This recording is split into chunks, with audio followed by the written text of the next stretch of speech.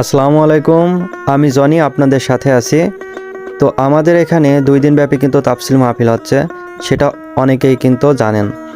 তো আমি কিন্তু সবার উদ্দেশ্যে বলতে চাই যে আমাদের এখানে কিন্তু কবির বিন সামাদ যিনি ছিল, উনি কিন্তু খুবই ভালো একজন বক্তা আমি মনে করি।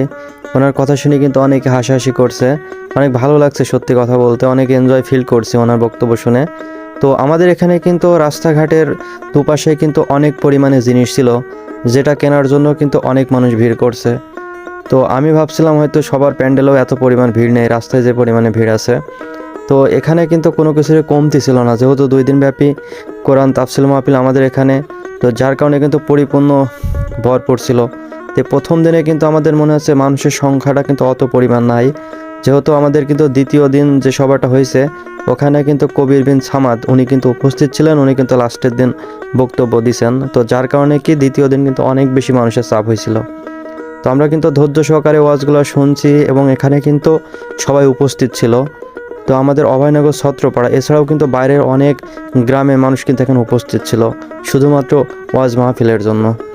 তো আমাদের এখানে কিন্তু ওয়াজ মাহফিল হলে প্রচুর পরিমাণে মানুষ হয় আগাগোড়ায়। তো আমাদের পাশেই কিন্তু মহিলাদের জন্য একটা প্যান্ডেল ছিল, তো ওখানে যাওয়া হয়তো ওভাবে সম্ভব হয়নি। তো আমি কিন্তু সামনের থেকে আপনাদের দেখাচ্ছি যে আমাদের এখানে কি পরিমাণ মানুষ ছিল সভা শোনার জন্য। তো সব মিলিয়ে কিন্তু অনেক ভালো লাগছে এই দিনটা। বছরে একবার কিন্তু আমাদের এই দিনটা মাঝে আসে, তো এই কারণে সব থেকে বেশি ভালো লাগে যে এই দিনটা কিন্তু চাইলে আমরা পাই না কখনো। কেননা এবার কিন্তু সবচেয়ে বড় তাফসীর মাহফিল হয়েছে আমাদের ছত্রপাড়া অভয়নগরে।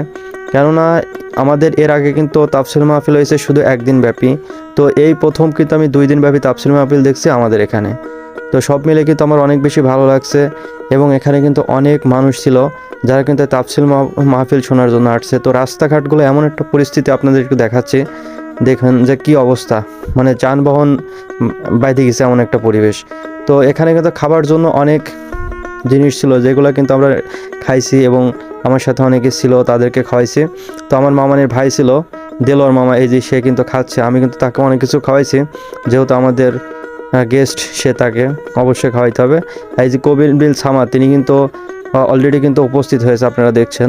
তো এনার ওয়াজ শোনার জন্য কিন্তু জানেন যে অনেক মানুষ কিন্তু অপেক্ষা করছিল। তো যার কারণে কি প্রথম দিন কিন্তু অনেকে আসি নাই, কিন্তু দ্বিতীয় দিন কিন্তু প্রচুর মানুষের ভিড়। আপনাদের একটু আমি ব্যাক ক্যামেরা দিয়ে পাশের সাইডগুলো একটু দেখাই দিচ্ছি, কেননা এখানে এত পরিমাণ মানুষ হবে মানে কেউ আশাই করিনি। মানে আমাদের যে জায়গাটা ছিল এখানে পরিপূর্ণ মানে ভরপুর লোকে, এবং পাশেও কিন্তু অনেকে আছে দাঁড়ায় কিন্তু ওয়াজ মাহফিলগুলো শুনছিল।